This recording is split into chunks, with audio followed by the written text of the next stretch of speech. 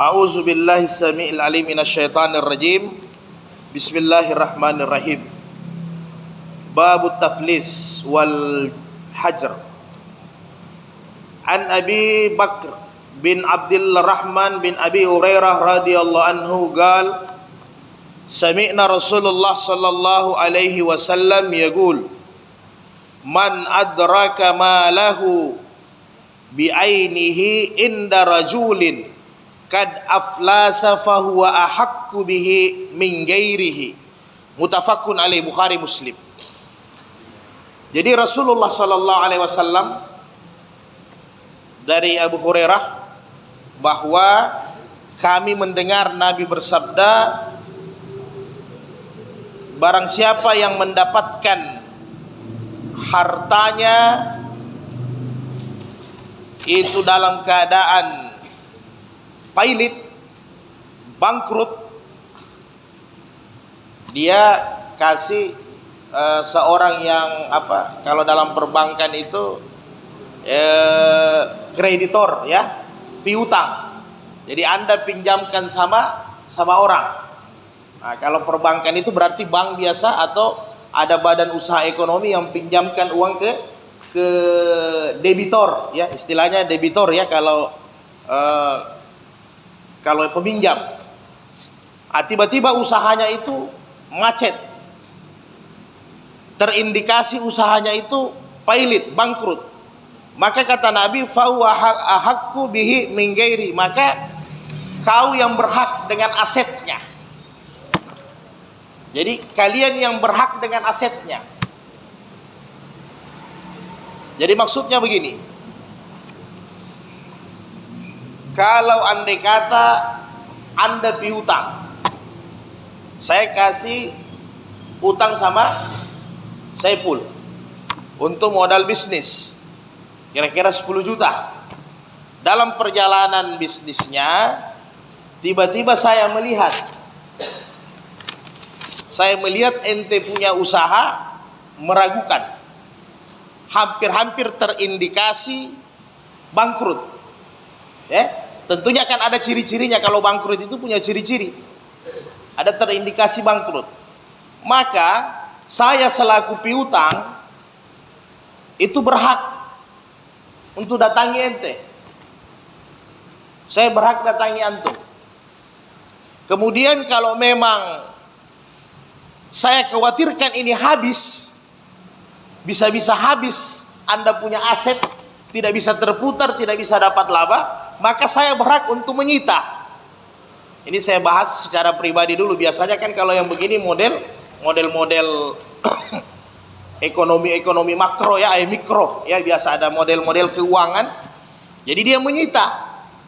Kalau model perbankan biasa dia bekukan asetnya. Jadi saya bekukan aset, Anda punya aset saya bekukan, begitulah kira-kira. Anda tidak bisa tarik uang Anda di bank kalau memang di bank syariah, umpama kan, nah, yang modelnya di bank syariah. Jadi itu dibolehkan dalam Islam, boleh untuk menyita kalau memang kita ragu.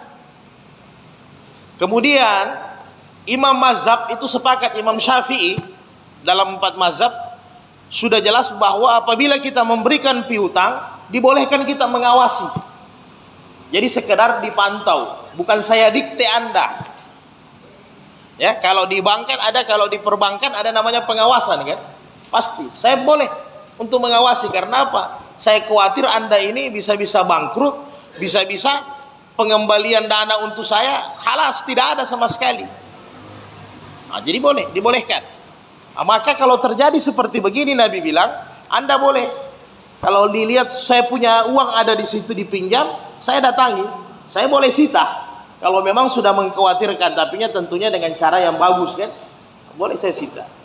Bahkan dalam mazhab Imam Abu Hanifah, mazhab Imam Malik dengan Imam Ahmad, apabila ada, baik dia mungkin kalau perusahaan perseroan ataupun pribadi, ya kan, kalau hukum Islam itu jalan, maka qadi, hakim boleh tahan orang yang berutang itu, jangan sampai dia lari.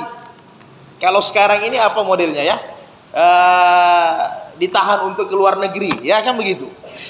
Jadi bukan hanya asetnya dibekukan, orangnya juga boleh ditahan karena dikhawatirkan apa? Selain dia penggelapan, dia tidak bertanggung jawab, nanti dia lari. Karena dalam Islam kalau begini juga ada pidananya. Ini masuk pidana, sama juga dengan hukum negara kita. Jadi hati-hati. Kenapa Imam Syafi'i, Imam Ahmad dengan Imam Malik katakan yang ditakuti apabila tidak ditahan, tidak diawasi, nanti dia lari. Nah, ini yang terjadi, lari bawa habis pinjam, bawa kabur uang. Nah, ini kalau model konvensional kan begitu. Yang di Palu juga baru-baru kan ada terjadi kan, untungnya non muslim lah, ambil uang ratusan miliar, ya, ratusan miliar Pak, habis itu lari. Jadi ini yang sebenarnya membuat kredit macet, sebenarnya nasabahnya yang rugi pada dasarnya. Jadi ini zalim, tidak boleh. Jadi boleh ditahan, itu dibolehkan. Asetnya boleh dibekukan, kalau secara perorangan boleh Anda sita daripada sama sekali tidak ada. Anda boleh sita. Nah, kalau Imam Abu Hanifah mengatakan jangan ditahan karena biar dia berusaha lagi, kasih waktu. Yang ayat lalu Al-Baqarah 280 ya, bahwa apabila dia tidak mampu untuk membayar utang, maka alangkah bijaknya kasih dia penangguhan waktu. Ya, kasih dia penangguhan waktu. Hadis berikutnya, Abu Daud, an Abu Bakrin Abdurrahman bil lafaz ayma rajulin ba'a mata'an fa'aflasa alladhi bata'ahu wa lam yakdil alladhi ba'ahu min samanihi syai'an fawajada muta'ahu bi'ainihi fahuwa ahaqqu bihi wa in mata mustari fasahibul mata'i uswatul guramai. Jadi dari Abu Daud, ini hadis dari Abu Bakrin bin Abdurrahman, bahwa jika ada yang menjual, tiba-tiba pembeli itu, jika ada pedagang yang menjual, tiba-tiba pembeli itu jatuh miskin, sehingga jatuh pailit, sehingga dia tidak mampu untuk membayar utang. Dia tidak mampu untuk membayar utang sama sekali, maka kata Rasulullah, kalian berhak untuk, seperti hadis yang pertama, untuk menyita aset-asetnya yang tersimpan, yang tersisa. Jadi berhak untuk menyita, mengambil aset-asetnya yang tersisa. Kemudian kalau dia mati, andai kata dia mati, maka aset-asetnya dijual, kemudian dipakai bayar utangnya. Dipakai bayar utangnya. Ini juga dalam hadis sahih, inilah yang terjadi dengan Muaz bin Jabal. Jadi Muaz bin Jabal ini utangnya juga banyak. Ini sahabat yang banyak utangnya, sahabat populer. Jadi tiba-tiba dia berusaha, utangnya begitu banyak, sehingga Muaz bin Jabal dipanggil sama Nabi, ditahan semua asetnya. Baru Nabi jual, baru Nabi bayarkan untuk bayar utangnya. Jadi tidak main-main ini, biar sahabat yang besar. Yang bab utang lalu sudah kita bahas ya begitu posisinya. Jadi jangan main-main kalau kita berutang. Jadi sampai asetnya dijual, jangan sampai tidak berutang. Kenapa? Karena ada orang biasa dia pertahankan asetnya tapi utangnya. Kenapa? Apabila utang sudah jauh lebih tinggi daripada aset, itu berarti pailit. Kan begitu rumus ekonominya kan? Utang lebih banyak daripada aset yang tersimpan, berarti bangkrut. Jadi yang disebut dengan seimbang, stabil usaha, ya apabila aset lebih tinggi dibandingkan utang, itu normal. Negara juga begitu, ya kan? Kalau kas negara lebih rendah dibandingkan utangnya lebih banyak, pasti bangkrut.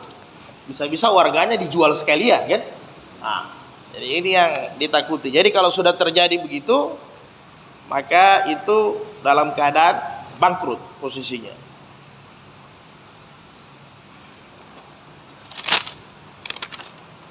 Kemudian yang berikutnya dari riwayat Umar bin Khaladah taqal Ataina Abu Hurairah radhiyallahu anhu fi sahibi lana kad aflas. Kami mendatangi Nabi, ini tabi'in. Kami mendatangi Abu Hurairah untuk menanyakan tentang teman kami yang berusaha, tiba-tiba usahanya bangkrut. Bagaimana posisinya dalam Islam yang terjadi di zaman Nabi. Fakal, maka Abu Hurairah berkata, la aqdiyanna fikum biqada'i Rasulullah sallallahu alaihi wasallam.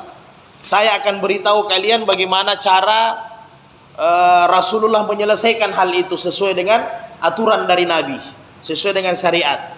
Man aflasa aw mata fawajada rajulun mata'ahu bi'ainihi fawa ahaqqu bihi.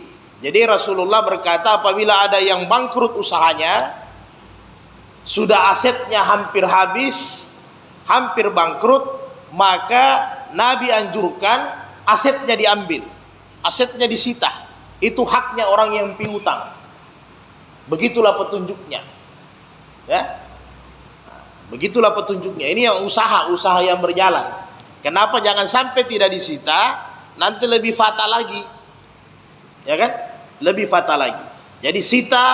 Dalam aturan Islam boleh kita menyita. Yang penting buktinya transaksi utangnya ada jelas, boleh kita sita. Walaupun nanti kenyataannya yang disita itu tidak sesuai.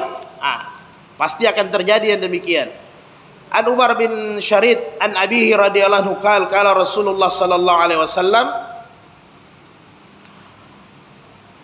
layyul wajidi yuhillu irdahu wa uqubatahu.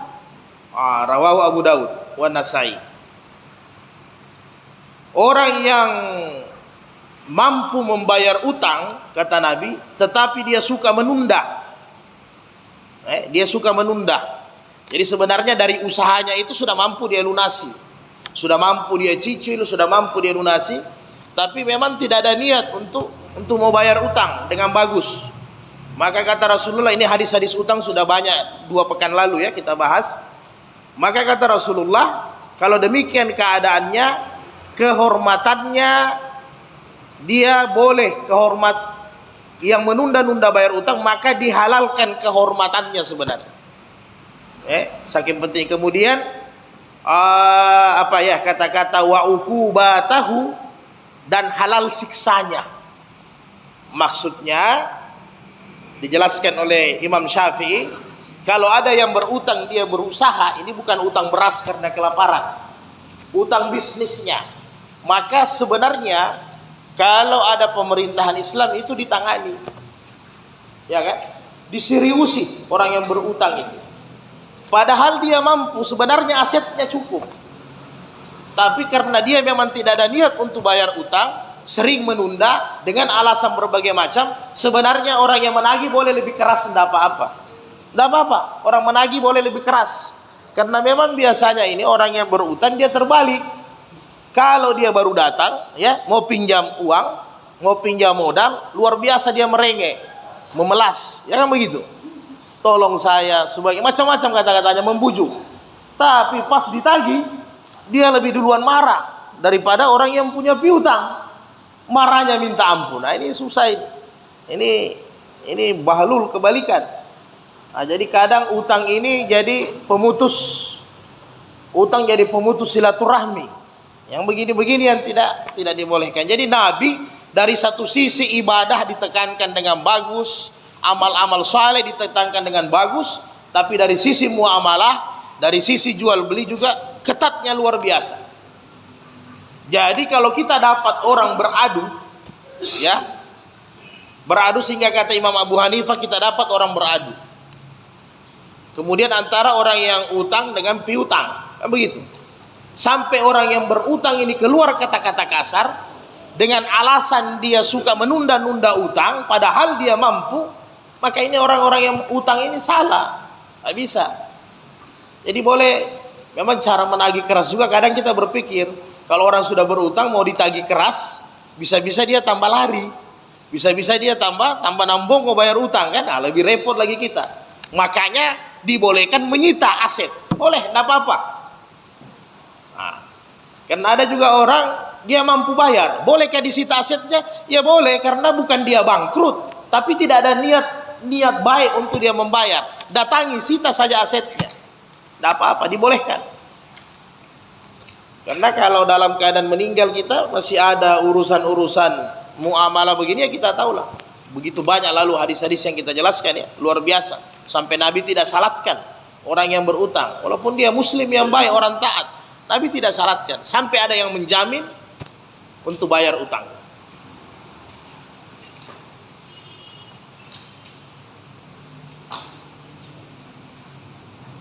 Jadi barang siapa yang mampu membayar utang, dia menunda-nundanya, maka kehormatannya dihalalkan.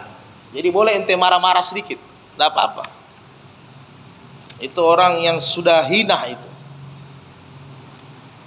An Nabi Sa'id Al-Khudri radhiyallahu anhu qala, "Usiba ar-rajulu fi ahdi Rasulullah sallallahu alaihi wasallam fi simarin ibta'aha fakasura dainuhu fa'aflasa. Faqala Rasulullah sallallahu alaihi wasallam tasaddaqu alaihi fatasaddakan nasu alaihi." Ini bagus ini. Walam yublug zalika wafahu dainihi. Faqala Rasulullah sallallahu li guramaihi khuzu ma wajadtum wa laysa lakum illa zalik. Muttafaqun alaih.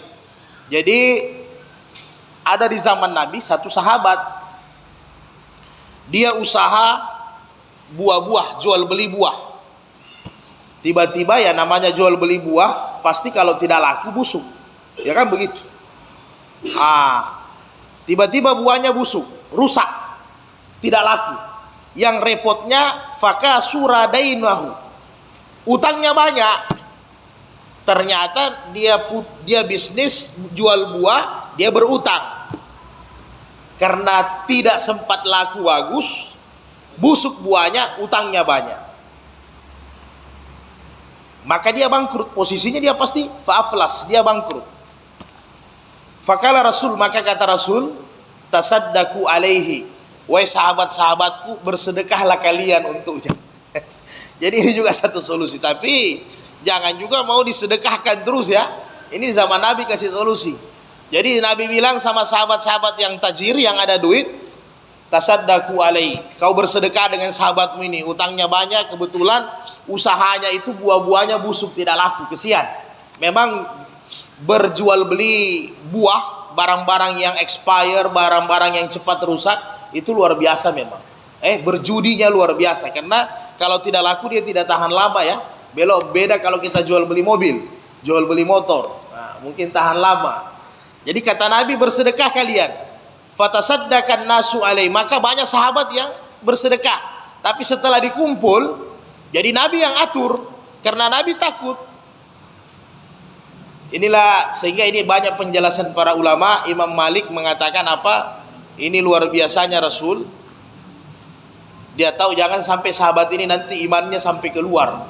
Keadaannya sudah begini, luar biasa. Jadi untuk mempermudah terpaksa dipanggillah sahabat bersedekah meringankan. Setelah sudah ada yang bersedekah dikumpul, Nabi suruh hitung uangnya. Kira-kira uang sedekah tadi dengan jumlah utang masih cukup? Ternyata tidak cukup. Jadi uang sedekah tadi dikumpul sama sahabat-sahabat belum cukup. Utangnya banyak. Maka Nabi panggil orang-orang yang berutang tadi, yang piutang tadi, khuzu ma wajadtum wa laisa lakum illa zalik. Coba ente periksa itu barang-barang jualannya, mana yang masih kalian dapat, ya, mana masih bisa kalian dapat, ambil. Kalau sudah tidak, ya sudah sampai di situ kalian punya rezeki, ya. Kira-kira begitu. Ini solusi langsung Nabi selesaikan, ya. Jadi Nabi kadang berutang untuk orang, itu Nabi biasa berutang hanya untuk menutupi utang orang. Itu kebiasaannya Nabi. Karena Nabi tahu sahabat-sahabat ini ada yang imannya tidak stabil. Ya, karena orang yang berutang ini Pak, kalau tidak stabil bisa-bisa gantung diri, bisa-bisa bunuh diri dia. Jadi repot. Bagus kalau bunuh diri langsung mati, lompat di jembatan hanya dimakan buaya, kaki hilang 2, tapi masih hidup, tambah repot lagi kan. Jadi kadang ada hal-hal yang memang Nabi itu mudahkan, sampai Nabi harus berutang demi menutupi utangnya sahabat. Karena Nabi lihat ada beberapa sahabat memang imannya lemah, bahaya. Jadi jangan main-main saudara-saudaraku sekalian. Ya konteks ini juga bisa kita pakai hadis ini. Ya kalau dapat teman-teman yang bagus, ya pas kita berutang dia ikhlaskan. Nah, tapi kalau teman-teman pikir kayaknya ente ini sudah sering begini ini. Ini ente punya pola sudah ini kayaknya, begitu. Nah, tapi biasa orang-orang ibadah itu lebih banyak piutang daripada utang ya.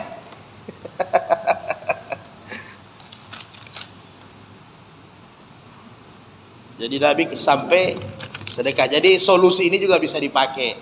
Kalau ada memang saudara kita, karena Nabi tahu ini buahnya sudah busuk semua, memang asetnya habis, tidak laku kan? Ya kalau minyak wangi kan tidak busuk. Nah, jual pakaian tidak kadaluarsa, masih bisa terjaga. Ini kalau sudah busuk, Nabi lihat aduh repot ini, terpaksa dipanggil sahabat. Ini juga satu solusi. Kalau memang banyak ada saudara kita utangnya banyak sudah tidak mampu ya, coba-coba boleh dimusyawarahkan ya, tapi jangan sering-sering. Nah, jangan sering-sering. Kemudian berikutnya An Ka'ab bin Malik an abihi radhiyallahu anhuma anna Rasulullah sallallahu alaihi wasallam hajar ala Mu'az malahu. Ini yang saya sampaikan tadi. Wa ba'ahu fi daini kana alaihi rawahu Daruqutni. Jadi Rasulullah pernah menyita semua harta yang ada sama Mu'az bin Jabal karena utangnya sudah banyak. Jadi ketika Mu'az bin Jabal berdagang, dagangannya itu hampir bangkrut, pailit, terpaksa Nabi ambil semua. Setelah itu semua barang-barang Mu'az bin Jabal diambil, Nabi jual untuk menutupi membayar utang-utang Mu'az bin Jabal. Jadi Nabi langsung yang turun tangan. Ya. Karena ini bahaya ini. An Ibnu Umar radhiyallahu anhu kala, ini juga pernah terjadi di zaman Umar bin Khattab sama. Jadi ketika di zaman Umar bin Khattab ada juga sahabat-sahabat itu yang utangnya banyak. Ini kerjanya Umar ini di pasar, Pak. Karena memang zaman Umar itu zaman keemasan. Jadi kerjanya Umar ke pasar bukan hanya mau cek sahabat ini sembahyang atau tidak. Bukan hanya mau cek, yang lalu kan kita sudah bahas. Kerjanya Umar itu kadang timbangan dia periksa. Dia ambil buah di pasar, dia ambil kurma, dia ambil gandum, dia ambil sair, ditimbang. Sesuai tidak? Ya kan begitu? Atau ada yang membeli, Umar ambil, timbang kembali. Itu caranya Umar bin Khattab. Dia turun lapangan sidaknya itu langsung. Jadi tidak ada orang main-main di pasar karena langsung beliau yang turun. Jadi bukan hanya kontrol waktu salat. Kalau waktu salat jangan sampai ada yang menjual, semua timbangan diperiksa sama Umar. Jadi begini juga ini. Umar itu di pasar periksa semua itu pedagang-pedagang.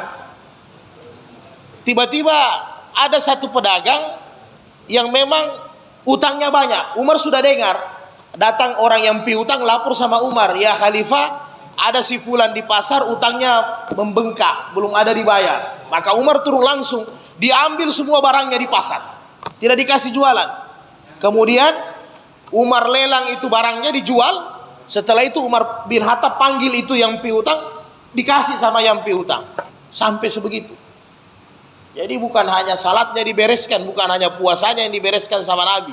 Semua ibadah-ibadah yang sifatnya muamalah dibereskan juga sama Nabi. Jadi tidak main-main.